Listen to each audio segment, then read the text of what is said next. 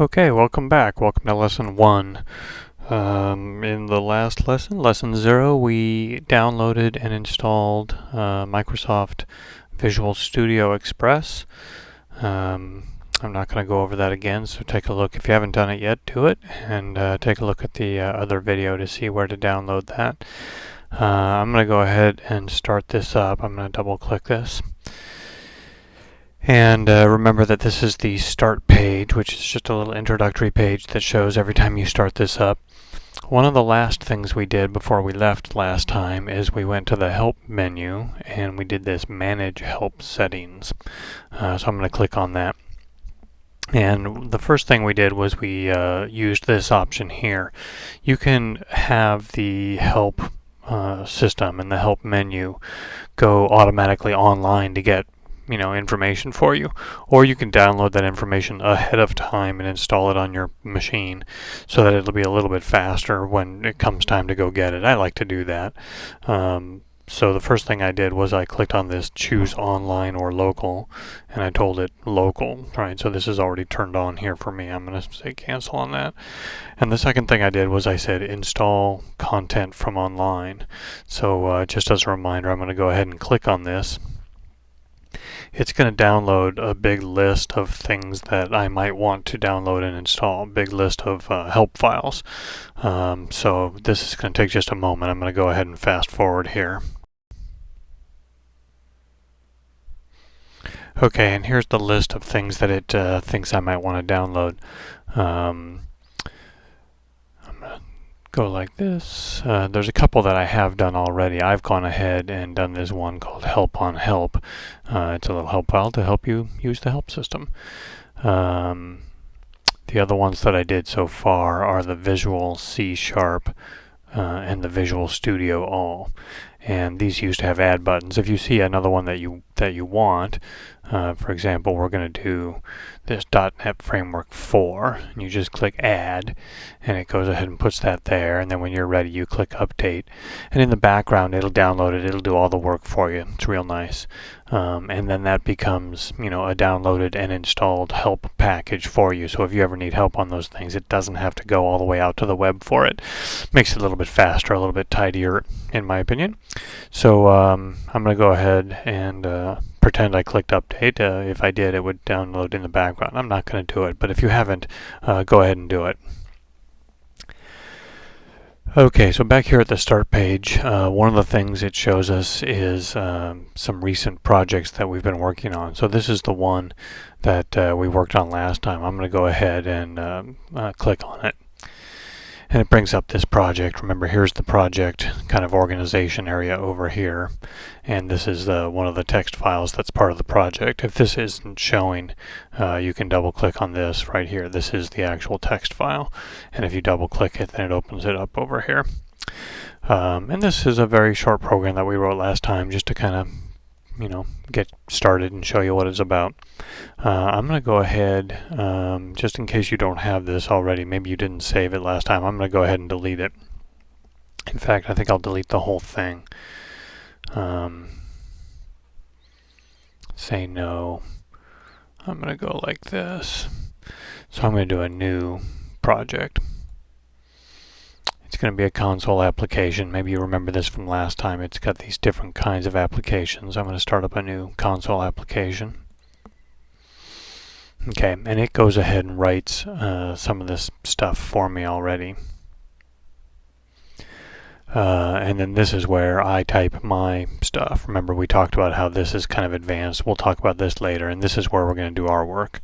So my really quick program is console.writeLine hello world, console.writeLine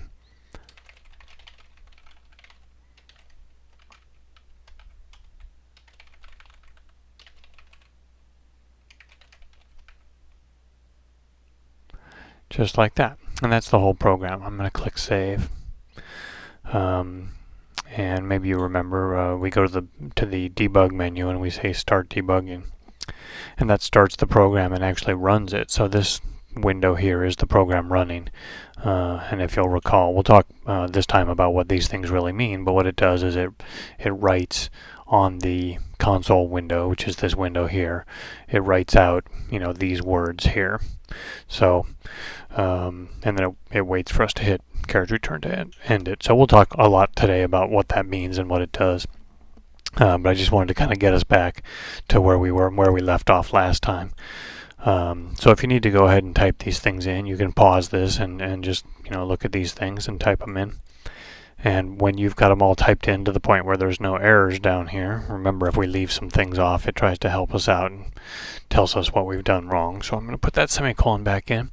When you get it to the point where there's no errors, and you can go ahead and do, debug, start debugging, and run the program, then we're ready to go. So what is this? What is a program? What does it do? What does it all mean? The thing that I want to talk about is what they call sequence. And what sequence means, really simply, is that your program, when you run it, runs in a certain order. These are commands that we're giving to the computer. And when it goes to execute these commands, it executes them in a particular order. And it may seem obvious that it would execute them in the order that we typed them in. And to some extent, that's true. It starts by executing the first one, and when it's done with that, it'll go to the second one, and so on. As long as it doesn't, as long as we don't tell it to do otherwise. If we don't tell it otherwise, the default thing for it to do is to execute them in the order that you see them here. So let's see if we can see that in action. There's actually a way to see that happen. And it goes like this. If you go to the debug menu, and instead of saying start debugging, you come down here to this one, step over. Step over has been assigned the F10 key, so I could just hit the F10 key. I'm going to go ahead and click on step over for a moment. And what happens is you can kind of see that it starts up this window here, and this is that same familiar window that we've been seeing when the program is running. So this is the window used by the program as it's running. Back in our main window here, there's a couple of things that have happened. This little yellow arrow has appeared over here, and you can see that it's kind of highlighted this area here in yellow. So what this arrow is it's telling us what part of the program it's going to execute next. This step over function and these other guys here, I'll talk about them in a minute, but it's kind of a slow motion, stop motion sort of thing, where you say, let's just execute these one at a time. And so it starts by putting the arrow here saying, this is what I'm going to execute next, if you let me go. So this open brace, really, there's no command associated with this. It's just kind of a marking point. And remember that this brace and this brace belong to this statement, and they kind of delineate the beginning and the end of the program. Our program is actually in here, and so these kind of say the program starts here, the program ends here, this is the program. And so the arrow is saying, I'm at the start of the program. Since we're going in this slow-mo, I've stopped here kind of to wait for your further instructions. But if you let me go, this is where I'm going to go.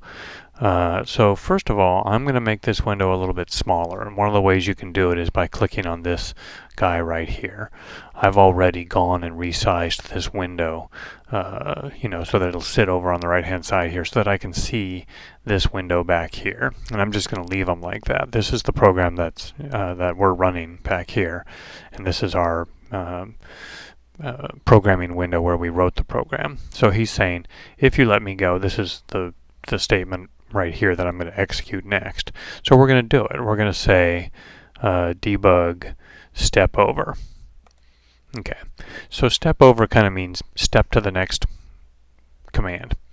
Since it was here on the brace and that doesn't really do anything, step to the next command puts the arrow here. So the arrow, you'll see the little yellow arrow moved down one line. It highlights this whole line here in yellow. It says, this is the line I'm going to execute next. So it hasn't actually, at this point, it hasn't actually executed this command yet. So let's do it. We're going to step over one more time. Debug, step over. Remember, this has been assigned F10. But I'm just going to click on it here. Step over. Okay. So the arrow moved from here to here. which means that it executed this entire statement, and it's kind of sitting here waiting to do this one. So let's see what it did. It executed this statement, and as a result of doing that, the words "Hello World" came out here in our console window. So what we see, we've got kind of this stop motion animation thing here where we executed this statement. What this statement does is writes these words here out on the console window. So it's kind of neat that we've been able to stop here. We've gone that far and no farther after this has happened, and before this has happened. This is what the console window looks like. So let's do it one more time. Remember that step over command is F10, so I'm going to go ahead and hit the F10 key. When I do, that little yellow arrow moves down one more, which means it's gone from just before here to just before here. So we've executed this entire statement, and as a result, these words have come out. So that's kind of what we'd expect. We're starting to get the feeling for what this does. This writes a line of text, which is this, on the console window, which is here. So our program is kind of in this suspended animation right now, that it's done this and it's done this, and it's kind of suspended, just waiting for us to say go again. And this little yellow arrow continues to keep track of what's going to happen next, which part of the program is going to be next. And so I started off by talking about sequence and sequencing these things, and you can see that they are in fact kind of executing 1, 2, 3 top to bottom. And that's how the program runs, unless we tell it otherwise, and we'll get to that in a minute. So now something interesting is going to happen. I'm going to do another F10, or I'm going to do a debug step over, and it's going to try and step from this statement here to the next statement, which is this little marker here. And remember, this was kind of the beginning of the program marker, and this is kind of the end of the program marker. So it's going to try to execute this statement and move our little yellow arrow down one more. So I'm going to go ahead and do it. Debug step over. So you'll notice that kind of two things happened there. The yellow arrow disappeared completely, and this window came up. So what's happening is this statement, console.readKey, causes the program to wait until I type something and pick up whatever I type in case the program wants to process that. So until I do that, this statement isn't quite complete. It's in the process right now of executing this statement, and the little yellow arrow you could think of as having gone into the system, and it's executing this, but it hasn't finished executing it yet, and it won't finish executing it until I hit a key on the keyboard. So I'm going to come back to this window and hit the return key. And when I do, the little yellow arrow comes back. So it kind of, went away to do this thing, and it didn't come back until it was done. Well, once I hit the enter key, it was done, which means it can come back to the next, to show us the next statement it's going to execute. We're kind of down to the end of the program here. This is the end of the program marker. And if we, either do a step over, I'm just going to do it. I'm going to go ahead and do a step over, and we're going to step over this end marker here. And it knows that means the program's done. So when it finally gets down in sequence, it does this one, and then it does this one, then it does this one. And when it tries to execute this one, it says, well, I'm executing the end of program marker, so I'm going to go ahead and quit the program. You'll see that our window did go away. The program is done. It did everything it had to do, and it's done now. So that's what they call sequence or sequencing. The natural sequence of a program is just top to bottom, and that's fine. That's easy enough to understand. Okay, so that's the natural order of execution. It's just one after the other, but that's not very useful, and you'll have a lot of occasion, a lot of reason to alter the flow of executing the statements. So just as an example, I'm going to make up something here as an example. I'm going to say console.WriteLine 1, console.WriteLine 2,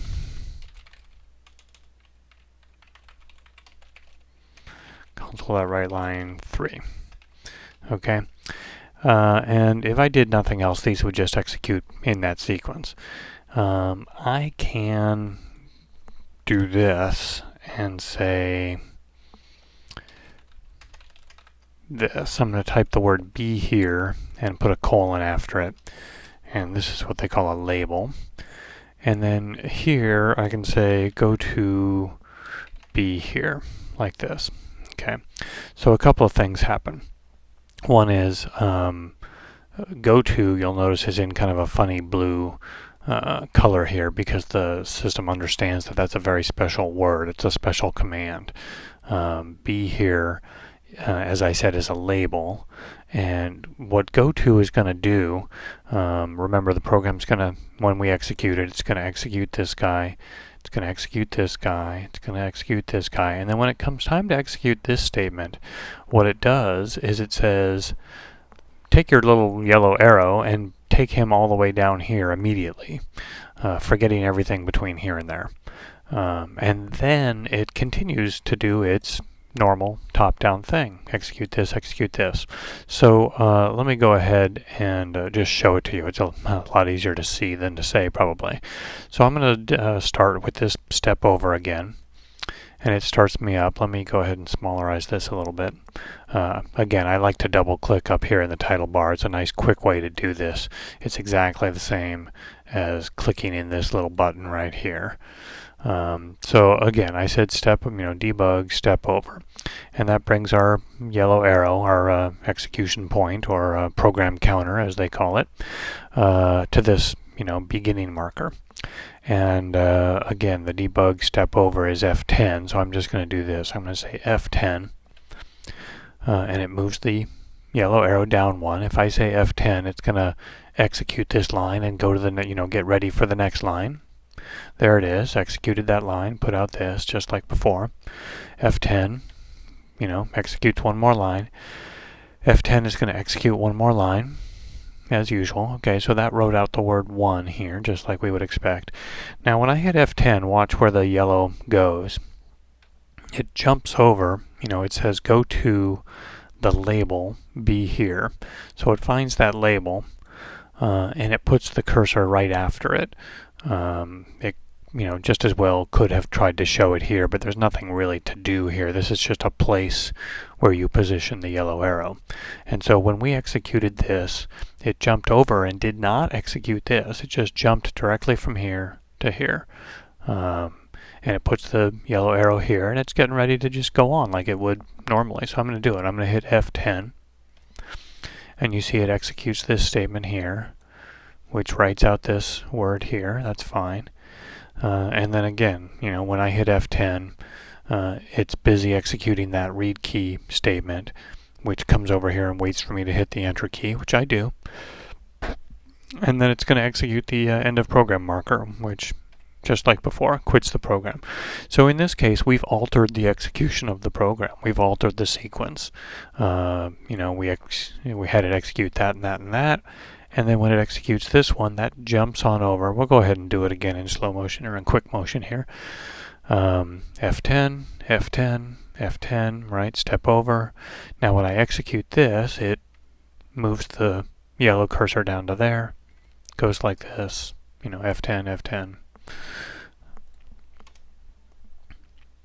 F10. So we've altered, let me double click this.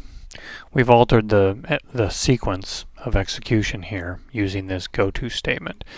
In this case, every time we run the program, it's going to do exactly that. It's going to execute these three, it's going to execute this one, which causes it to skip over this one and execute starting here again. Every time, it's always going to do it. So one of the things that we'll notice when we were first typing this in, maybe you noticed there was a little squiggly here and a little error. It says unreachable code detected. And what it's trying to say is, because every time you execute this, it's going to do exactly the same thing, and it's always going to go directly from here to here. It's never going to do this. It's always going to jump over it. So this is what they call unreachable code. You can never get here because no matter what you do, when you are executing down through here, you'll get to this point, you'll jump right over it to this point. So it's trying to point this out to you because it's unlikely that you meant to do that. Now, I did mean to do it because I was trying to demonstrate this. In a real program, when this happens, it's most often a mistake, that you didn't quite realize that you were jumping over this part here and you were never going to do this. And it says, hey, that's unreachable code. Thought you might like to know. So that, if that's not what you intended to do, you can go fix it now. And like I said, it's really unusual that you would do that on purpose. I did it just exactly to demonstrate this problem. Okay, so let me show you one other thing about altering the flow of execution like that. As we saw, it tries to execute from top to bottom. It hits this and jumps over this and comes to here. You can also go in the other direction. You can have this, say, go to be here, like that, and let's see what that's going to do. I'm going to go ahead and hit F10. Remember, that's the step over, which in our case just kind of begins the program. So F10, smallerize this window a little bit. Okay, F10 executes this, execute that, F10, F10. So now remember, this F10 is going to execute the goto statement. The goto statement is going to jump to the label be here. Okay, there we are. Execute this exactly like before. Beautiful, puts out the word 3. Now we're going to execute this statement here, which is another goto statement. It is going to go to the label be here, which is up here. So I'm going to do it. Okay, so when I executed this, it took the yellow arrow from here and moved it up. Remember, it's really trying to kind of put the yellow arrow here, but there's nowhere for it to be, so it puts it at the next statement to be executed. So this demonstrates kind of two things. One is that a goto like this can jump over something in the downward direction, and it can jump in the backward direction too. I jumped from here to here. And now I'm going to execute this statement because that's where the yellow arrow ended up. So I'm going to execute that, and it puts out the word 3. Every time I execute this, it's going to do exactly that. That's what this command does. We'll see more later about why that is. Since we're now executing from here, we execute on down, and our next statement to be executed is this one. Looks kind of familiar, right? We've been here before. So if I do an F10 on this, it's going to jump the yellow arrow back up, just like we told it to. Go to, move the arrow to the be here label, which puts us right here again. If I hit F10, it's going to execute that. So you can kind of see that we're kind of going around in circles here. That I execute this, I execute that, which causes me to execute this, which causes me to execute that. And if I just keep hitting F10, that yellow arrow just kind of keeps on going back up like that. F10, F10, F10, right? So this is what you call an infinite loop. This is going to happen as many times as I can stand it. Every time I hit here, it's going to go up here. It's going to execute this statement and then move on down to the next statement, which is here. That causes it to go back up again. So there's kind of two things you're seeing here. One is gotos can go forward, in this direction, and they can go backward in this direction. And the other thing is that you have to be a little bit careful about how you when you use a goto to alter the order, you've got to be a little bit careful about how you do it.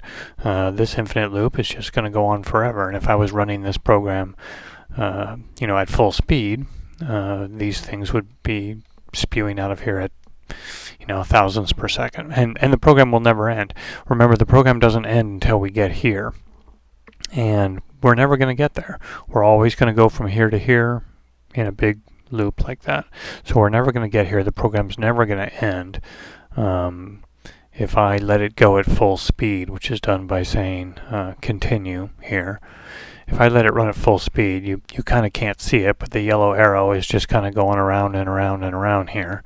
You can kind of see that these words are just coming out as fast as they possibly can, because every time it executes this, we get another one, and then back it goes for more. So this infinite loop is just going to go on forever, and the only way to stop it is to kind of hit this X here and stop the program, which stops the whole thing. So that is, again, probably not what we intended to do. Writing a program that runs forever and just spews those out was probably a mistake. Again, we've got our little squigglies here with this hint, unreachable code, because this goto jumps right over it and goes to here, and we'll never do this. And similarly, it's put another set of squigglies down here with another hint down here that this code is unreachable, because no matter what you do, when you execute here, it just jumps right back to here, and we're going to go around in circles, forever here. We'll never get here, which means we'll never get here, which means the program will never end. Like it says, just thought you might like to know. That probably wasn't what you intended to do. Obviously, again, I did it on purpose to show you this. Okay, so that's something to just keep in mind, that there is a sequence of that these commands are executed in, and that we can alter the sequence. I'm going to go ahead and get rid of some of this stuff and show you something else for a minute. We'll come back to sequences in just a minute. I'm going to go ahead and erase all this stuff. Goodbye.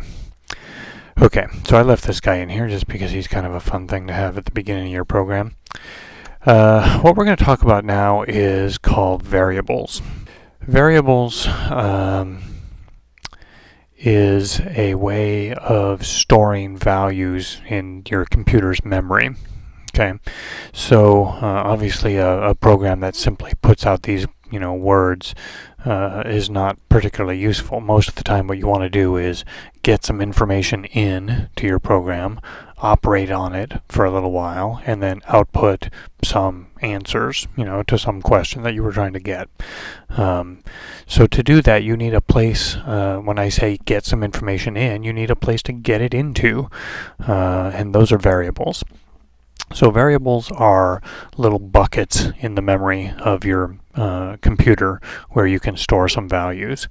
And so what I'm going to do here is tell the program that we need a bucket. Our bucket I'm going to call like this, and I'll show you this in just a second.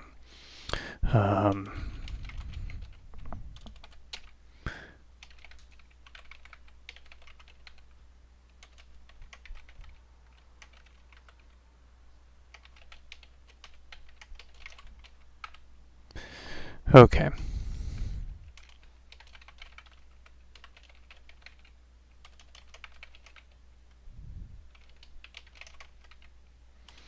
Okay, so this, again, is just a quick little program. We know what this one does, right? This statement, when we execute it, is going to write these words out on the screen. This statement, when we execute it, doesn't really do anything except it's our notice to the computer that we need a bucket. The bucket is going to be named. Every bucket has a name. Every variable has a name, and the name for this one is the char. This char is pronounced care. It's really short for character, right? So you can't type the whole word. You have to type the short care. So that would be an error if you did that, and it gives you a little squiggly and tells you that. So you'll see this quite a bit, that there's some little shorthands that we use that you just have to use. This statement is a variable declaration statement, so we are declaring to the computer we are going to have a bucket. The bucket is going to have a name, and the bucket is going to have a type. The type is char, which means it can hold one character, one key off the keyboard can be stored into this bucket, and we'll see that in just a minute. So this statement, when we execute it, when we execute this statement, it doesn't really do anything. It just kind of tells the computer that we're going to make this bucket. This statement is going to put something in our bucket. So when you see a variable and an equal sign, what you're seeing is called an assignment statement. And so this is going to assign a value into that bucket. It's going to place a value into the bucket. Which bucket? This bucket, the bucket whose name is shown here. What value? So so this is the question: where are we going to put it? The question is, what are we going to put there? What we're going to do is we're going to call this statement here console.readKey, kind of like we did before. And we're going to take the value that it gives us. I'll talk about this a little bit later. We're going to take the value that this gives us, and we're going to assign it or place it into the bucket whose name is here. And then we're going to continue, like our program does, on to the next statement. This statement we've kind of seen before. It's very similar to the one up here. This statement, console.writeLine, writes this word out onto the window. This console.writeLine, because we put the name of the bucket here, is going to write on the window whatever value is currently in that bucket. Okay, so this will actually be easier if I go ahead and execute it. You'll kind of see it happen, and I think you'll get a feeling for it. So I'm going to go ahead and hit F10. Okay, so I hit F10. It starts up my program. You see my yellow arrow here is starting the program at the beginning. Let me go ahead and smallerize this window a little bit. As usual, it gives me a window back here where the program's going to run. The yellow arrow is at the beginning marker here, so I'm going to hit F10. So it's getting ready to execute this statement. So I'm going to go ahead and do it. I'm going to hit F10, and it executed this statement. As we've seen before, that statement puts out this string in the window here. So it did, exactly. And then it kind of looks like it moved the yellow arrow down and skipped over this statement completely. It didn't. Remember I said that there's kind of nothing for it to do when it executes this statement. It doesn't produce any output. We don't see anything over here, but it did execute this statement. All it did is, this was our declaration to the computer, or to the compiler, that there's going to be a bucket. This is the name of the bucket. This is the type of value we're going to place in the bucket.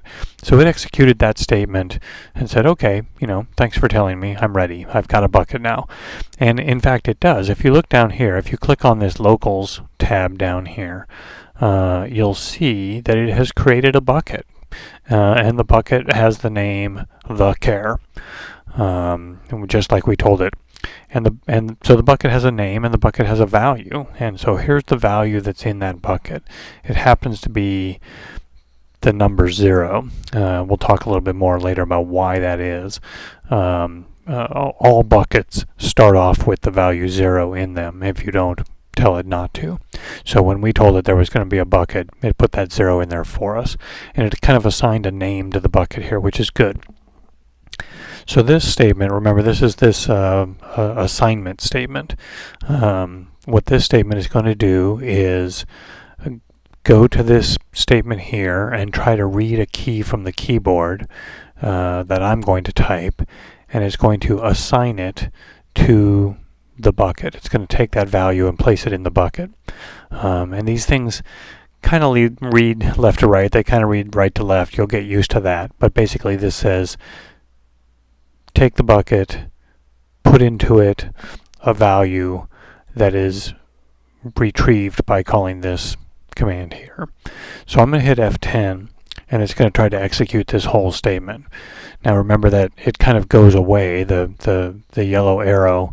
Let me move this down. So the yellow arrow has gone into this command here and is waiting for me to hit a key on the keyboard. So I'm going to do it. I've brought this window to the front here, and I'm going to hit a T key, T for Tom. So I hit the T key. And what you'll see if you look down here, so first of all, the yellow arrow came back. It's done executing this statement now. So it has placed into our bucket the letter T. it turns out that every letter has a numeric value associated with it. You can ignore that for a moment and just kind of look at this and say it did put the letter T into our bucket just like we asked it to. So now, as usual, it's moved the arrow down to the next statement. It's getting ready to do this. It's going to do this console.writeLine, which is very much like what we did up here, but instead of asking it to print out these words, we're going to ask it to print out whatever is in the bucket, the char, whatever's in the bucket whose name is the char. So I'm going to go ahead and F10 this, and it's gone and executed over it and moved on to the next one. And what happened? It did put out a T in our window here. This first T is the one that I typed, and the second T is the one that it typed. So that's, the first one's mine. The second one is the result of having executed this statement. And we're down here now getting ready to execute this end marker. If I execute that, the program ends. So that's an example of a variable declaration, assigning a value to a variable, and then retrieving the value back out of the variable and using it in some way.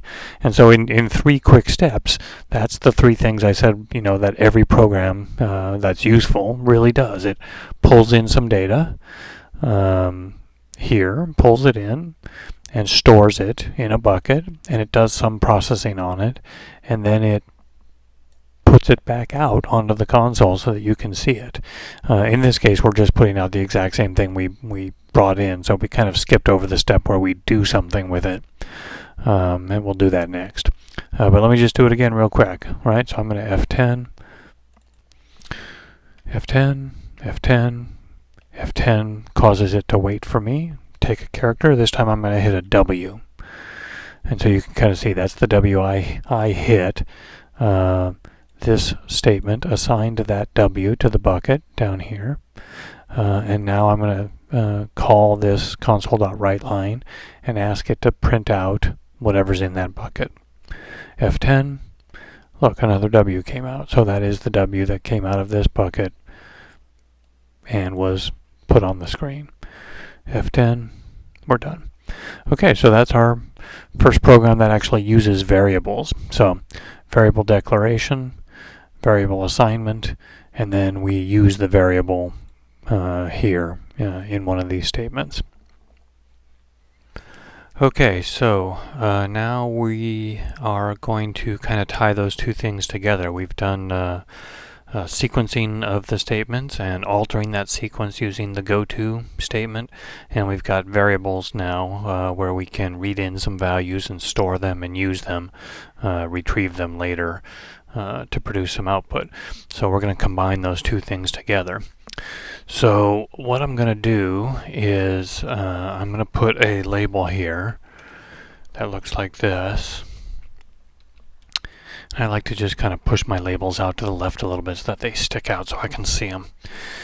And then down here, our program so far reads in a character and writes it back out again.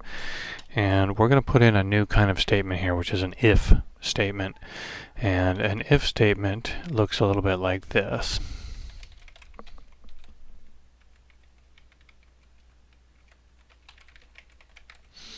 Okay, so there's a couple of parts to this. There's the word if, which is a reserved word that's used in this situation only. There's this expression or test here, and I'll talk about that in just a moment. And then there's this goto statement that we've seen before, and we can see already what this is going to do. It's going to go to this label up here. So what this does is, as the program is executing and it does these things and it gets to this part here, it tries to find out whether this condition is true or not. And so what this does, again, let me put a couple of spaces in here to just kind of clear things up. So there's the parentheses. It takes the value that's currently in the variable, the char, and this funny little thing here, this exclamation point equal, can be read out loud as not equal. So it's saying if the value in the variable is not equal to the character Q, then it does this thing. So if you read this quickly enough, it sounds kind of like an English sentence. If the character is not equal to Q, go to that label. And so you might ask yourself, well, what if it is? Okay, so this is what happens if it's not equal to a Q. What if it is? The answer is it just proceeds on straight down to the next statement, which in our particular case is this end of program marker here. So let's give it a try. I'm going to go ahead and say debug step over, which is how we start these things up. I'm going to smallerize this just a little bit, so there's our familiar window there. Okay, so I'm going to use F10. F10, F10, okay, there's our output, good. Again, this same statement we've been using to read a key from the keyboard. I'm going to F10 that, and I'm going to hit a J key.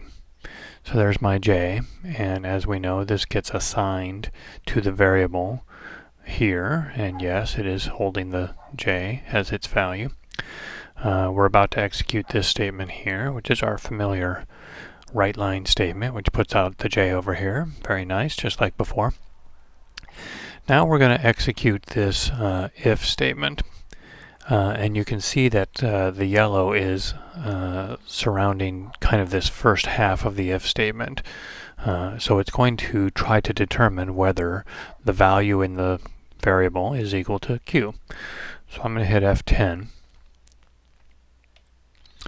And you notice that it's moved the yellow over to here. So what happened is it compared the value in the variable, which was J, to Q. They are not equal, so it is going to execute this goto statement. So let's do it.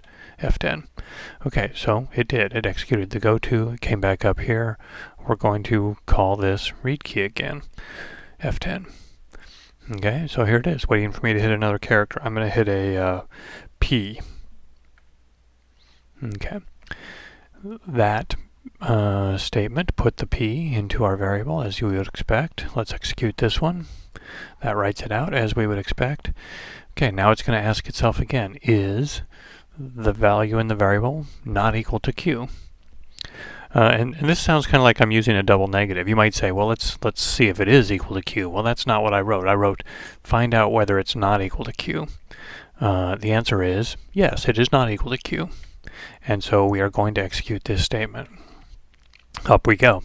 Okay, so I'm going to execute again. It's waiting for me to hit something. So this time I'm going to hit a Q. Let's see what it does. So there's my Q. And it comes down here. It's going to write that out. Good, wrote out the Q. So this time it's going to ask itself, is the value in the variable not equal to Q? The answer is no, it's not equal to Q. Right? I'm sorry if that sounds like kind of a double negative, but sometimes you write them like that. So if the character is not Q, it would do this, but that's not the case. So let's see what happens. I'm going to hit F10. And you notice that it didn't go here. It does kind of just proceed on straight down. And the next thing we're going to execute is the end of program marker. Okay, program's over. So this is a very common thing to do, that you've got some subsection here that you want to do over and over again until a certain thing happens. So in this case, it's until they hit a Q. So you kind of have to read it backwards. If the character is not Q, we are going to go back and do some more. If it is equal to a Q, then we just kind of fall through and do the next thing. In fact, let me demonstrate that real quick here.